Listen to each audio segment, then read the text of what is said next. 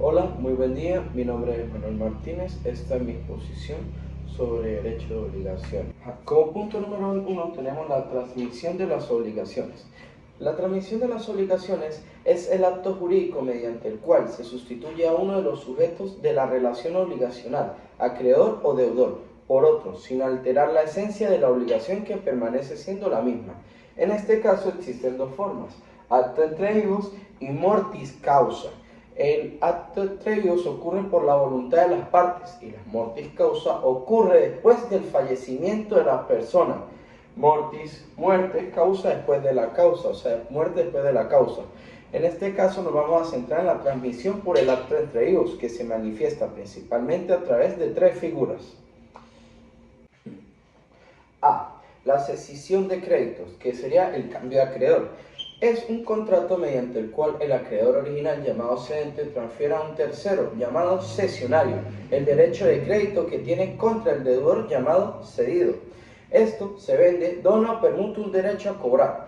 Los sujetos son el cedente, que es el acreedor original que transmite su derecho, el cesionario, que es el nuevo acreedor que adquiere el derecho, y el cedido, que es el deudor, quien no es parte del contrato de cesión, pero debe ser notificado. Esto también tiene unos aspectos fundamentales, que no se requiere el consentimiento del deudor. La ley no exige que el deudor esté de acuerdo, su obligación es pagar, y a quien le paga es el principio indiferente. Número 2. La notificación es crucial. Para la cesión tenga efecto frente al deudor y tercero se le debe notificar. Si el deudor no es notificado y paga el acreedor original, el cedente, su pago es válido y queda liberado de obligaciones. Número 3. Garantías y accesorios. La cesión de crédito incluye la transmisión de todos sus derechos accesorios, como las fianzas, hipotecas, prendas y privilegios. Principio, lo accesorio sigue a la suerte de lo principal. Un ejemplo práctico es: Ana le debe 1000 bolívares a Pedro, pero Pedro necesita dinero urgentemente, así que le vende su derecho a cobrarle a Carlos por 900 bolívares. Ahora Carlos es el nuevo acreedor y Ana deberá pagarle los 1000 bolívares en la fecha pactada. B. La subrogación en el crédito, que es el cambio al acreedor. Es la sustitución de un tercero que paga una deuda ajena en todos los derechos y acciones que el acreedor original tenía contra el deudor.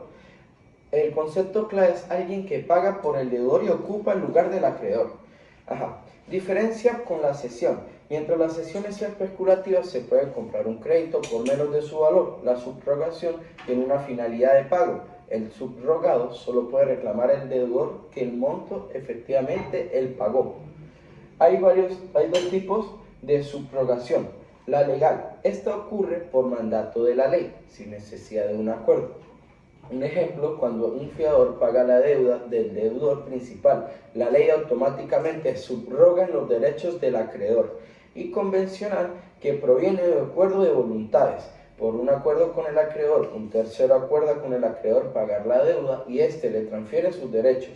Y por acuerdo con el deudor, que es el deudor, le pide un préstamo a un tercero para pagar su deuda y acuerda con el prestamista que se subrogara en los derechos del acreedor original. Un ejemplo práctico: María tiene una hipoteca con el banco A. Juan paga a su padre la totalidad de la deuda al banco A para evitar que le quiten la casa. Por ley, Juan se subroga en los derechos del banco A y ahora María le debe a él con la misma garantía hipotecaria. Número 3, la asunción o cesión de deuda, que es el cambio de deudor. Es el acto jurídico por el cual un tercero, llamado asuntor, se compromete a pagar la deuda de un deudor original, quien queda liberado de esta obligación. El concepto clave es: un tercero asume la responsabilidad de la deuda. Esto tiene dos aspectos fundamentales, que es el consentimiento del acreedor y la liberación del deudor. El consentimiento del acreedor. A diferencia de la cesión de crédito, aquí es indispensable que el acreedor acepte el nuevo deudor. La razón es obvia: la solvencia y la confiabilidad del deudor son cruciales para el acreedor. Si el nuevo deudor no es solvente, el acreedor podría no cobrar nunca. Y la liberación del deudor: si el acreedor acepta el nuevo deudor, el deudor primitivo queda liberado de la asunción liberatoria. Si no libera expresamente, el deudor original puede quedar obligado de forma solidaria o subsidiaria asunción cumulativa. Un ejemplo práctico: Carlos le debe 5.000 bolívares a un proveedor. Carlos vende su negocio a Daniela y como parte del trato Daniela acuerda asumir esa deuda para que Carlos quede totalmente libre de obligación. El proveedor debe aceptar expresamente a Daniela como su nueva y única deudora. Parte 2. Los efectos de las obligaciones. Son las consecuencias jurídicas que nacen del vínculo obligacional. Consisten fundamentalmente en la necesidad del deudor de cumplir y en el derecho del acreedor que exige ese cumplimiento. Lo analizaremos desde la perspectiva de ambas partes.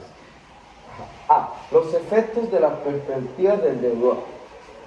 Por principal el efecto para el deudor es el deber de cumplir con la prestación. Número 1. El deber de cumplimiento, de pago. El deudor está sujeto a la necesidad jurídica de realizar la prestación debida, dar, hacer o no hacer algo. Deber de cumplir de buena fe el tiempo y el lugar de los modos pactados. Una vez que cumpla el pago, tiene el derecho a ser liberado de la obligación y a obtener un recibo o un comprobante de pago correspondiente. Número 2. Consecuencia de incumplimiento. Si el deudor no cumple voluntariamente de manera culposa o dolosa, incurre en la irresponsabilidad civil.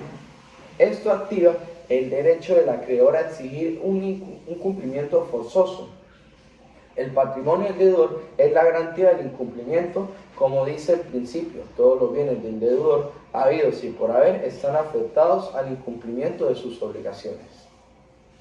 B. Efectos desde la perspectiva del acreedor.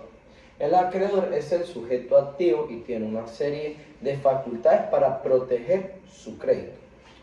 Sus efectos principales, que serían las acciones de cumplimiento, serían cumplimiento voluntario, que el acreedor tiene el derecho a recibir el pago, un cumplimiento forzoso o una ejecución forzada. Si el deudor no cumple, el acreedor puede acudir a los tribunales para forzarlo.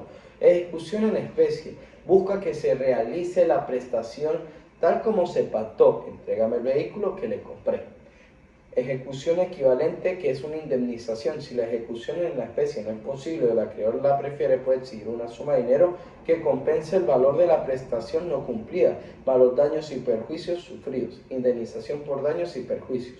Esto incluye un daño emergente, que es la pérdida efectivamente sufrida, y un lucro cesante, que es la ganancia que dejó de obtener. 2. Efectos auxiliares o secundarios, que son las medidas de protección del crédito. Son herramientas legales que tiene el acreedor para asegurarse que el patrimonio del deudor no disminuya y así poder cobrar su crédito.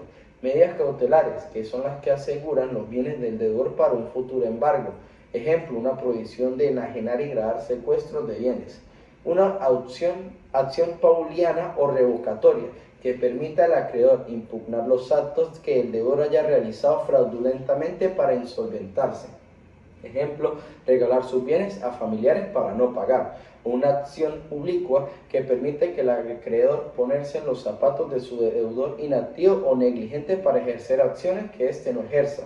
Y una acción de simulación, que permita al acreedor pedir que se declare nulo acto ficticio que su deudor realizó para aparentar la insolvencia.